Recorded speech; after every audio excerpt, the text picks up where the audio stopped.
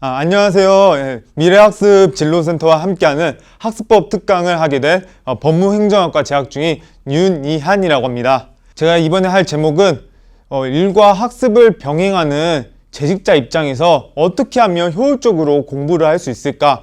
이 공부법에 대해서 저는 설명할 예정입니다. 첫 번째로는 이제 목차를 활용하는 방법, 두 번째로는 형광펜을 활용하는 방법이고요.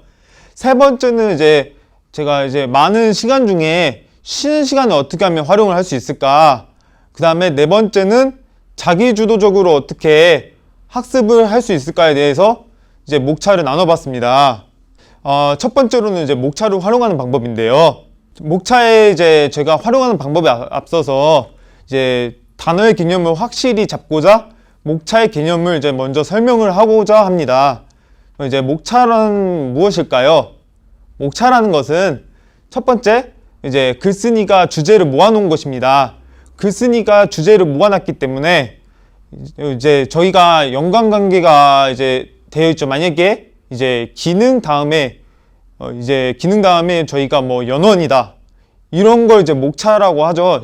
주제를 많이 모아놓은 걸 목차라고 하고, 두 번째, 주제는 무엇일까요?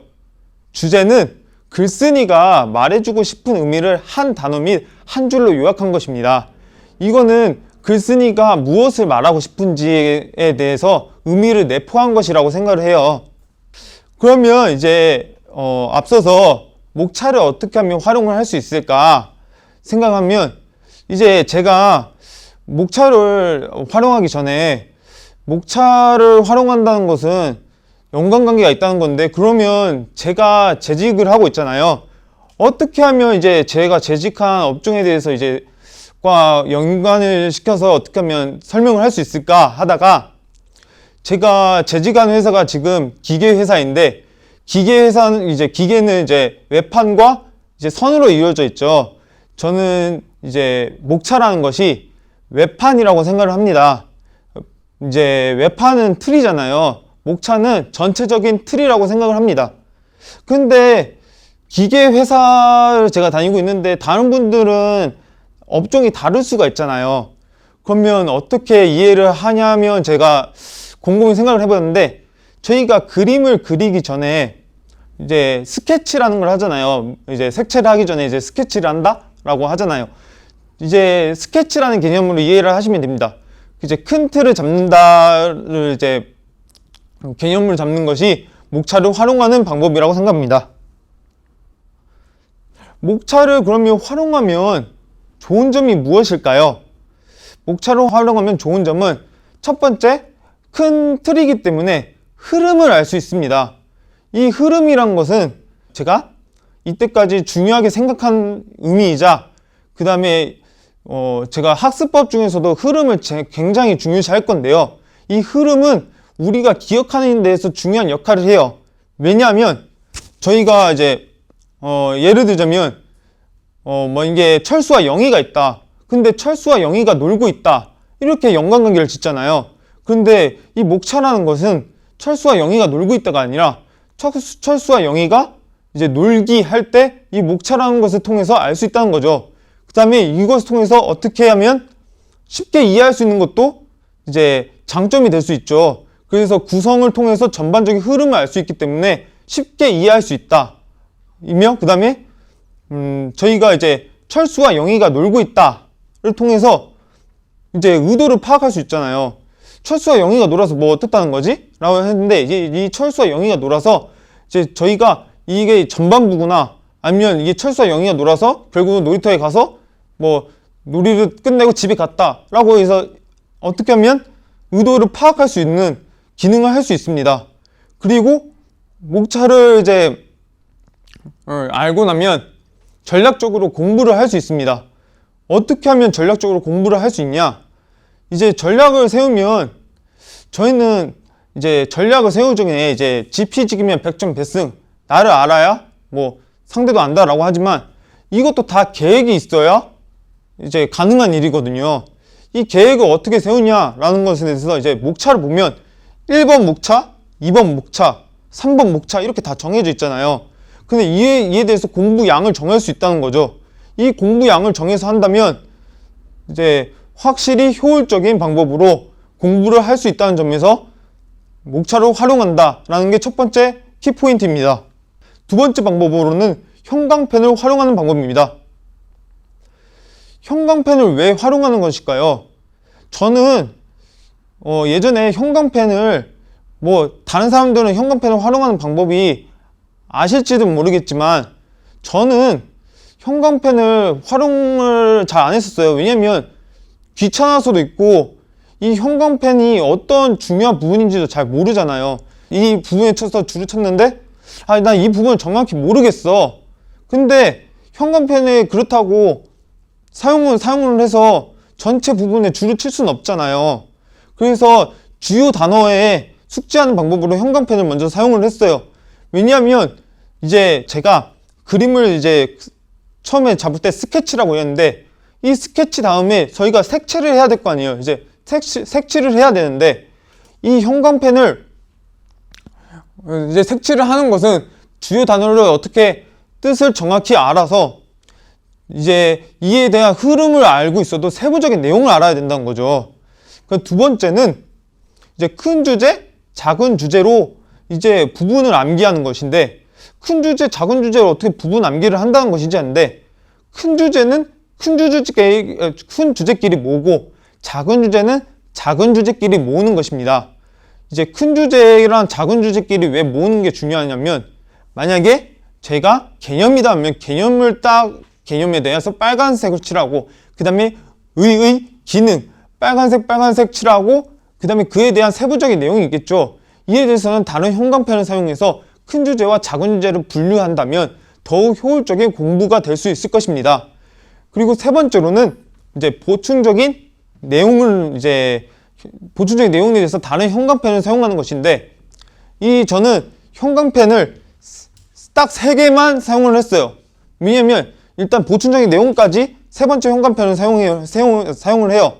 그러면 보충적인 내용에 대해서 이제 끝내고 나면 네 번째로는 네 번째 형광펜을 사용하게 되면 저희가 형광펜을 많이 사용하다 보면 알록달록해져서 결국은 형광펜의 사용 용도가 무엇인지 정확히 모르잖아요. 이게 빨간색을 쳤어. 빨간색, 파란색, 노란색, 초록색, 주황색 이렇게 했다. 그런데 이런 형광펜이 많아지면 어떤 용도로 제가 기억을 한다면 다행이지만 형광펜을 많이 사용한다고 해서는 좋은 건 아닌 것 같아요. 그래서 어떻게 하면 좋겠냐 하면서 이제 생각하다가 저희한테 포스트잇이라는 게 있잖아요. 이 포스트잇을 사용해서 저희가 인터넷을 활용해야 되는 부분이다. 아니면 교수님께 이거는 좀 질의하고 넘어가야 할 부분이다. 라는 것을 이제 포스트잇을 사용해서 표시해서 넘어가는 것으로 이제 형광펜과 포스트잇을 같이 활용하는 방법이다. 라고 해서 두 번째 방법을 설명해 드렸고요. 세 번째는 이제 끝나고 활용 방식이다. 라고 이제 설명을 할 건데요. 저는 이제 시간에 먼저 분류를 했어요. 이제 끝나고 활용을 해도 시간을 어떻게 이제 분류를 할 것인가. 저는 이제 수업 시간과 짜투 시간, 이제 저희가 이제 일정을 마무리하는 시간인데 수업 시간은 저희가 물론 이제 일을 끝나고 수업을 듣잖아요. 이 수업을 듣는 시간, 그 다음에 이제 이 수업이 끝나고 이제 쉬는 시간, 이제 그 다음에 이 쉬는 시간이 끝나고 이제 만약에 이제 퇴근을 하잖아요. 이 퇴근길에도 이제 만약에 운전을 하신다면 어쩔 수 없는데 버스를 타거나 아니면 지하철을 타는데 이 짜투리 시간 있잖아요. 이 짜투리 시간하고 그 다음에 취침 시간 이렇게 시간을 분류를 했어요. 저는 이 쉬는 시간하고 짜투리 시간을 이용할까 합니다. 왜냐하면 쉬는 시간과 짜투리 시간을 왜 활용을 하냐면 솔직히 공부하는 시간, 수업 시간을 수업 안 하고 활용을 할 수 없잖아요. 그리고 취침 시간은 온전히 자야 하기 때문에 이 취침 시간도 활용을 할 수 없고 그러면 저희가 할 수 있는 시간은 이제 쉬는 시간과 짜투리 시간을 활용하는 것인데 왜 쉬는 시간과 짜투리 시간을 활용을 할까요? 저희가 수업이 끝나고 정말 공부가 잘 된 것 같지만 뇌에서 기억하는 양은 정말 작다고 합니다. 기억하는 양이 정말 작기 때문에 저희가 이 기억하는 양도 정말 작은데 시간이 지나면 이 기억하는 게 다 잃어버려요. 그래서 이 기억을 좀 잃어버린 양을 줄이고자 하는 방법. 그러니까 저희가 이것을 수업이 끝나고 어느 정도 좀 많은 부분이 아니더라도 강조한 부분에 대해서 한 줄, 두 줄이라도 공부를 한다면 이 부분은 오랫동안 기억이 남기 때문에 이 부분에 대해서 다시 저희가 양을 줄일 수 있다는 거죠. 그러면 이게 바로 효율적인 방법이라고 생각을 합니다. 이 효율적인 방법을 통해서 저희가 이 시간을 줄인다면 여가 시간이나 다른 시간에 사용을 할 수 있기 때문에 행복한 생활을 즐길 수 있다라고 생각을 합니다. 이제 네 번째 방법으로는 모든 것을 포함한 자기주도적 학습인데, 제가 첫 번째 목차를 활용하는 방법, 두 번째 형광펜을 활용하는 방법, 세 번째 끝나고 쉬는 시간 및 자투리 시간을 활용하는 방법이 있었죠. 그런데 이 모든 것은 자기주도적 학습에 다 들어가는 것 같아요. 그래서 저는 네 번째는 자기주도적 학습이라고 정했어요. 자기주도적 학습이란 무엇일까요? 일단 자기주도적 학습이다. 말 그대로죠. 자기가 어떻게 해서 주도하느냐. 학습, 배울 습, 익힐 습. 어떻게 배우고 어떻게 익히느냐. 이걸 어떻게 자기가 주도를 하느냐. 이게 자기주도적 학습이거든요. 자기주도적 학습이라는 말은 자습에서 나오는 말이라고 해요. 과연 개인이 독립적으로 자율적으로 어떻게 하는가, 어떻게 해서 결과를 내었는가. 그런데 이 자기주도적 학습의 효과로는 저희가 재직자잖아요. 재직자이다 보니까 다 성인일 거 아니에요. 그러면 성인 학습자를 전환 학습, 학습력을 촉진하고 사회적으로 어떻게 실천을 할 수 있냐, 사회적으로도 영향을 미치게 할 수 있는 것이 바로 자기주도적 학습이라는 거죠. 그러면 저는 자기주도적 학습을 통해서 일단 저의 목표와 목적을 말하자면 개방적인 사고를 가진 미래의 선두자입니다. 개방적인 사고를 가진 미래의 선두자. 뭐가 개방적이라는 거지? 저는 개방적인 사고라는 것이 무조건 다 받아들이겠다가 아니라, 제가 이 개방적인 사고를 통해서 사람들이 뭐라고 했을 때 좀 불편하게 받아들이는 사람도 있잖아요. 좀 부정적으로 받아들이는 사람이 있는데, 이 부정적으로 받아들이는 사고를 전 폐쇄적인 사고라고 하는데, 이 폐쇄적인 사고가 아니라 개방적인 사고를 말하는 것이고, 그리고 이 개방적인 사고를 통해서 미래를 어떻게 하면 나갈까, 그래서 미래의 선두자가 되는 것이 저의 첫 번째 목적입니다. 두 번째는 법과 행정에 걸친 전문가로 확립하는 것입니다. 제가 법무행정학과에 다닌다고 했죠. 이 법무행정학과란 거는 법무와 행정의 전반에 걸친 전문가를 확립하는 것인데, 제가 자기주도적 학습을 통해서 제가 공부를 한다면 더욱 이게 전문가에 대한 길, 법과 행정에 거친 전문가에 대한 길로 더 다가갈 수 있는 목표를 갖지 않을까 싶습니다. 세 번째는 자신의 삶을 주도할 수 있는 융복합적 학생입니다. 자신의 삶을 어떻게 하면 주도할 수 있을까 하다가 저는 학습이라고 생각을 해요. 왜냐면 인간은 배우는 동물이다. 인간은 학습하는 동물이다라고 하잖아요. 이 학습을 통해서 자기 주도적으로 한다면 물론 미래융합이 중도하는 융복합적 학생이 될 수 있다고 생각을 합니다. 저희가 공부를 할 때 교양, 법학, 행정, 이 세 가지 분야가 있죠. 교양에는 저는 많은 교양 과목이 있지만 명지대학교는 특히나 영어에 중심적인 것 같습니다. 그래서 영어 및 우리가 삶에 있어서 인격을 어떻게 형성하는가, 형성하고 어떻게 향상할 건가에 대한 과목이 교양 과목이고요. 법학 과목은 법, 사회 규범, 사회에 있어야 될 규범이죠. 사회를 어떻게 하면 지탱을 할 수 있는 규범일까라고 하고, 특히 이 사회규범을 통해서 어떻게 하면 범죄자를 처벌할 수 있을까? 이 역사대에서도 악법도 법이라는 이 울피하는 수가 한 말이죠. 중법 적시를 가르치는 학문이자 제가 열심히 공부하고 있는 학문이 법학이라고 생각을 합니다. 그리고 세 번째, 행정. 행정이라는 학문이 무엇일까요? 저는 행정이란 것은 그냥 땅이다. 그냥 행정은 우리가 다닐 수 있는 그냥 그냥 지도 같은 개념이다 라고 했는데, 좀 이건 행정의 부분에서는 정말 좁은 개념이었어요.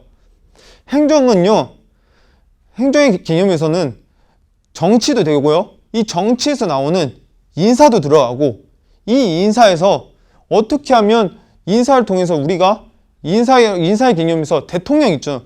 뭐 내년에 뭐 대선 선거를 하는데 이 대선 선거에서 어떻게 하면 정책이 나올까? 이것도 다 행정에 포함이 되거든요. 그래서 행정은 사회 전반에 걸친 영역으로서 정치, 인사, 법 등 모든 학문과 연결되는 학문으로서 중요한 부분이라고 말을 할 수 있어요. 그러면 자기 주도적으로 나아가기 위해서 무엇을 고려를 해야 되는가? 첫 번째, 지속적으로 공부를 하기 위한 점이에요. 지속적으로 공부를 하려면 일단 지속적으로 공부를 해야겠죠. 왜냐면 이것이 자기 주도적이라 해도 작심삼일, 그러니까 단기간으로 끝내버리면 자기 주도적이라는 의미가 퇴색이 돼버릴 거예요. 그래서 어떻게 하면 지속적으로 공부를 할 수 있을까 하다가 제가 여기에 대해서 생각을 해봤어요. 어떻게 하면 지속적으로 공부를 할 수 있을까 생각을 해봤는데, 재미를 늘리는 거예요. 재미를 어떻게 하면 늘리느냐, 뭔가 하나라도 더 배우려는 정신, 이 배우려는 정신을 통해서 지속적으로 공부를 하기 위한 점, 이 점이 첫 번째로 고려해야 될 상황일 거예요. 두 번째는 기억을 오래 할 수 있는 점. 이 기억을 이제 저희가 재미있게 공부를 한다 해도 기억을 오래 할 수 없다면 그냥 공부를 하는 의미가 없지 않을까요? 효율적으로 공부를 하기 위해서 만약에 공부를 했는데 기억이 안 남았어요. 그러면 효율이라고 말을 할 수 있을까요? 투입을 했는데 효과가 나오지 않았다. 이거는 저는 효율에 있어서 효율이 나오기 전에 먼저 고려해야 될 상황이라고 생각해요. 그러면 기억을 어떻게 하면 오래 할 수 있는가? 기억을 오래 할 수 있는 방법은 연관관계를 해서 공부를 하는 것인데, 제가 목차 이제 세부적으로 어떻게 하면 단어의 뜻을 알까 형광펜을 활용하는 방법, 쉬는 시간을 활용하는 방법, 다 기억을 오래 할 수 있는 점에 포함이 돼요. 그래서 두 번째로 고려할 점은 기억을 어떻게 하면 오래 할 수 있는가 이고, 세 번째는 이제 어려움을 극복할 수 있는 방법인데, 그러면 어려움을 어떻게 하면 극복을 할 수 있지? 어려움을 어떻게 하면 극복을 할 수 있을까 하다가, 이거는 모르는 점 같은 걸요, 모르겠다, 그냥 넘어가지 말고, 아까 말했듯이 교수님께 질의할 상황이나 인터넷에서 활용을 한다 했잖아요. 이 부분이 왜 제가 아까 포스트잇을 왜 강조를 했냐면, 이것이 바로 제가 어려움을 극복할 수 있는 방법이기 때문이에요. 이 어려움을 극복해야 이제 지속적으로 공부를 할 수 있는 재미를 들을 수 있다고 생각을 해요. 왜냐하면 이해가 바탕이 되기 때문이죠. 그래서 지속적으로 공부를 하기 위한 점, 기억을 오래 할 수 있는 점, 세 번째 어려움을 극복할 수 있는 점, 이 세 가지가 고려를 해야 할 점이라고 생각을 해요. 그러면 이 세 가지 점을 이제 종합적으로 고려를 한다 하고 하면, 이제 공부는 꾸준히 하되 어떻게 하면 꾸준히 해야 될까? 주기는 어떻게 해야 될까? 양은 또 얼마나 해야 될까? 고려를 해야겠죠. 그래서 첫 번째로는 양을, 제가 일을 하고 나서 돌아오면 체력이 많이 달아있는데, 이 체력적으로 공부를 하는 것도 정말 힘이 들어요. 그래서 하루에 한 과목씩만 하자. 하루에 한 과목씩만 해도 정말 공부를 많이 한다고 생각을 해요. 그래서 하루에 한 과목씩 해서 공부를 꾸준히 하자라는 게 첫 번째. 두 번째는 기억을 오래 할 수 있는 방법이 뭐가 있을까? 기억을 오래 할 수 있는 방법을 생각을 하다가, 아까 제가 철수와 영의를 말했죠. 철수와 영의를 어떻게 하면 이제 연결시켜서 저희가 결국은 원인과 첫 번째, 두 번째, 세 번째에서 결과를 만들어냈잖아요. 이걸 바로 이제 무슨 방식이라고 하면 스토리텔링 방식이라고 합니다. 스토리텔링 공부법이 이제 역사나 이제 이런 거에서 쓰이는데, 왜냐면 역사가 저희가 지나쳐온 과거잖아요. 이에 대해서 스토리텔링 공부법이 있습니다. 이 스토리텔링 공부법은 첫 번째, 단어의 개념 완전히 숙지하기. 아까 말한 형광펜을 활용해서 이제 완전히 숙지를 하는 것이 첫 번째고, 두 번째는 역사처럼 흐름을 읽는 것입니다. 제가 아까 흐름을 완전히 강조를 했죠. 고대 다음에 중세가 있잖아요. 고대, 중세, 근대, 현대, 이 네 가지 형태처럼 연관되어 있단 말이에요. 모든 내용은 다 연관이 돼 있어요.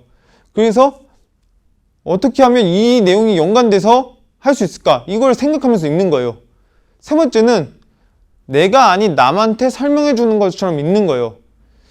내가 아닌 남한테 설명해 주는 것처럼 읽는다는 게 왜 좋다는 거지? 왜 이게 공부법이지? 라고 생각을 하실 텐데, 보통 남한테 설명할 때 곰곰이 생각해 보지 않나요? 아, 내가 얘한테 이렇게 말을 해도 되나? 이렇게 말하면 어떨까? 이렇게 해서 설명하면 어떨까? 곰곰이 생각을 하게 되잖아요. 이거는 여러 번 복기를 한다는 거예요. 이 여러 번 복기를 하면 뇌에서 그 각인이 남기 때문에 이제 스토리텔링에 있어서도 좋은 공부법이다라고 이야기할 수 있어요. 그리고 더욱 좋은 방법은 소리내어 읽는 것이에요. 소리내어 읽으면 제가 이렇게 말할 때 한 번, 그 다음에 경청할 때 한 번이잖아요. 두 번의 효과가 있다는 거죠. 그러니까 두 번의 효과가 있다는 것은 두 배의 효과를 낸다는 것이고, 그러면 더욱 좋은 방법이라고 말을 할 수 있어요. 네 번째로는 일정한 주기를 정하고 복습을 하는 것입니다. 저희가 자투리 시간과 쉬는 시간을 활용을 했잖아요. 그런데 이거는 일정한 주기라고 이야기할 수 없어요. 이거는 그냥 단지 제가 효율적으로 공부하기 위한 방법이고, 일정한 주기라는 것은 저희 이제 단기 기억으로 이제 남는 것을 어떻게 하면 장기적으로 치환을 할까, 변환을 할까라고 생각을 했는데, 장기 기억으로 어떻게 하면 할 수 있을까 하다가 복습밖에 답이 없더라고요. 뭐 다른 공부법에서도 회독을 한다 하잖아요. 이 회독이라는 게 결국은 반복이라는 것인데, 이 반복을 한다는 것은 일정한 주기를 정하고 복습을 하는 것이다.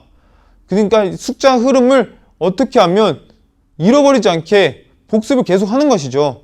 그리고 제가 이제 법무행정학과에 이제 재학을 하다 보니까 이제 법학에서 좀 관심이 있는 분들이 있을 거예요. 어떻게 하면 법학에서의 공부법은 어떻게 해야 되지?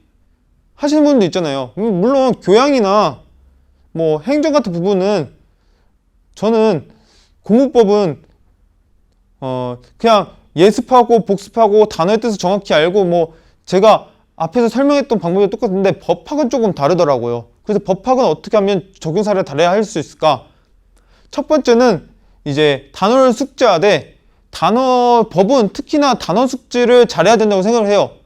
왜냐면 예시로는 죄형법정주의라고, 이제 범죄와 형벌은 법에 의해서 정하는 주의다. 그 다음에 두 번째는 범죄. 범죄는 이제 우리가 죄를 범할 때 범죄라고 이제 보통의 죄라고 하고, 책임이라는 단어가 있는데, 책임이라는 단어가 뭐 저희가 드라마를 할 때 야, 너 그거 책임져! 이 책임이 아니라, 이 책임이란 것은 예견 가능성을 말하는 것이고, 이 예견 가능성은 어떻게 하면 형벌에 대한 가능성이 있을까? 이제 법학에서의 형벌 가능성으로 쓰이거든요. 그래서 평소에 쓰지 않는 단어이기 때문에 단어가 내포하고 있는 뜻이 다르고, 그래서 이제 단어를 완벽히 숙지를 해야 된다는 것이 키포인트예요. 두 번째는 흐름을 읽어야 되잖아요. 제가 아까 흐름을 계속 이제 말을 하는데, 어떻게 읽을 것인가 하다가, 법은 저는 암기 과목인데, 이 암기라는 것이 이론에 입각하는 이제 그냥 외워서 되는 게 아니라 이론에 입각해서 하는 것이잖아요. 그래서 이 총론이란 것이 추상적 개념이고, 강론이란 것이 각 죄에 대해서 이제 정한 것인데, 추상적 개념을 저희가 정한 개념에 대입을 하는 것이 좋겠죠. 왜냐하면 추상적 개념은 정하지 않았는데 각각 정해진 것을 총론에 대입을 해봤자, 저희 총론이나 이제 추상적 개념이라는 것은 정말 생각에 따라서 다를 수 있기 때문에 대입하기가 어렵거든요. 그래서 이제 강론이라는 것을 총론에 대입을 하는 것이다 라고 생각을 하고요. 세 번째는 복습을 하는 것입니다. 이제 자신이 이제 이틀마다 복습을 하겠다. 그럼 이제 자신이 정한 주기를 갖고 복습을 하되, 꼭 인터넷을 활용하거나 이제 교수님께 질의해서 넘어가셔야 돼요. 왜냐하면 특히 법은 이론에 입각하는 과목이기 때문에 이 이론이 왜 여기에 들어갔는데 이 이론은 왜 이론에 대한 사례는 왜 다르지? 그런데 인터넷을 활용해도 모르는 경우가 정말 많거든요. 왜냐하면 저희가 판례라고 하죠. 이제 판결에 대한 사례인데 이 판결에 대한 사례가 생각과는 다르게 다를 수가 있어요. 왜냐하면 헌법재판소에서 정한 판결 기준이기 때문에 이거에 대해서 이론적인 많은 어려움이 있을 거예요. 그래서 이해가 되지 않으면 복습을 하되 꼭 물어보셔야 된다라고 이야기합니다. 자기주도적 학습에 있어서 앞에서 말한 공부를 어떻게 하는지 습관 등 모두 다 중요합니다. 그런데 제일 중요한 건 무엇일까요? 자기 주도에서 과연 제일 중요한 것은 자기가 주도할 수 있는 의지라고 생각을 합니다. 자신의 의지대로 행하지 않으면 효율, 복습, 예습 다 의미 없을 거예요. 왜냐하면 남이 정한 대로 하는 경우에는 그만 시간을 쏟은 만큼의 결과가 안 나오기 때문이죠. 결과가 나오려면 자신의 의지대로 자신이 뭘 배우고 싶은가, 자신이 이것을 통해서 뭘 하고 싶은가, 이것을 의지대로 해야 된다는 것이에요. 제가 의지에 대한 명언인데, 당신 앞에는 어떠한 장애물도 없다. 망설이는 태도가 가장 큰 장애물이다. 그러니까 이것은 의지가 진짜 중요하다. 자기 주도적 학습, 모든 학습에 있어서는 의지가 중요하다라고 이야기를 하고 싶어요. 저는 이 강의를 통해서 여러분이 망설이지 않고 자신의 의지대로 어떻게 하면 살아서 이것은 내 의지대로 다 자신이 주체적인 삶을 살면 여러분이 다 행복할 수 있을 거라 생각을 해요. 그래서 저는 여러분이 행복하셨으면 좋겠습니다. 이것으로 강연을 마치겠습니다. 감사합니다.